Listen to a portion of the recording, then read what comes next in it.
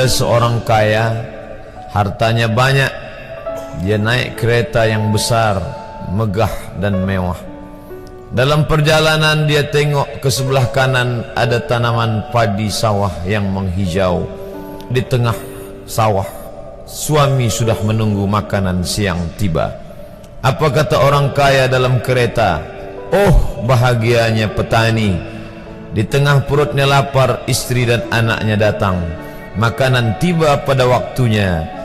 Air minum dapat menghilang dahaga. Lapar hilang, rindu pun sirna, karena istri dan anak ada di sekitar dia. Bahagianya menjadi petani, kata orang kaya dalam kereta. Masa orang kaya berpikir bahwa dia tidak bahagia? Si petani yang bersama anak di pondok tua itu pula memandang orang kaya di atas kereta. Apa kata dia? Betapa bahagianya orang kaya naik kereta, sedangkan aku hanya duduk di pondok yang tua. Maka pada hakikatnya manusia ini dua-duanya tak bahagia. Lalu sebenarnya bahagia itu di mana? Ada seorang anak yang sedang belajar di college university. Maka dia berkata, alangkah bahagianya kalau saya dapat BA. Selepas dia dapat ijazah BA, lalu dia berkata, aku tak bahagia. Alangkah indahnya bila dapat master. Manakala dia dapat master, dia berkata, oh, betapa bahagianya kalau dapat PhD. Selepas PhD dia berkata, susahnya PhD, belum juga dapat kerja. Selepas dapat kerja dia berkata, alangkah bahagianya kalau menikah. Selepas menikah dia berkata, aku tak bahagia sebab orang selalu tanya, dah punya anak apa belum? Selepas punya anak, dia pula berpikir untuk menikah sekali lagi. Jadi sebenarnya bahagia itu punya siapa? Oleh sebab itu bila kita baca kitab-kitab, maka makna sa'adah, kebahagiaan, orang yang bahagia sa'id, bahagia adalah insyirahus sadr, ketika hati terasa lapang apapun yang datang. Kalaulah pelajar yang mendapatkan BA itu hatinya lapang, tentu dia bahagia.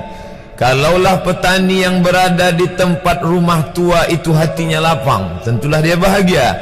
Kalaulah orang kaya dengan kereta yang besar itu hatinya lapang, tentulah dia bahagia. Itulah mengapa Musa alaihi salam di tengah kesusahan hatinya akan melawan ayah angkat bernama Fir'aun, dia minta hati yang lapang. Kita semua baca doa itu, Rabbi syrahli, lapangkan dadaku. Itulah mengapa kakinya pecah berdarah, giginya patah, pelipisnya pecah meneteskan darah, tapi dia tersenyum bahagia kerana hatinya lapang. Allah sudah lapangkan hatinya. Apa kata Allah untuk dia? Alam nashrah laka sadrak. Itu beza Muhammad dengan Musa. Musa meminta, Rabbi shrah li sadri wa yassir li amri wahlul 'uqdatam min lisani yafqahu qawli.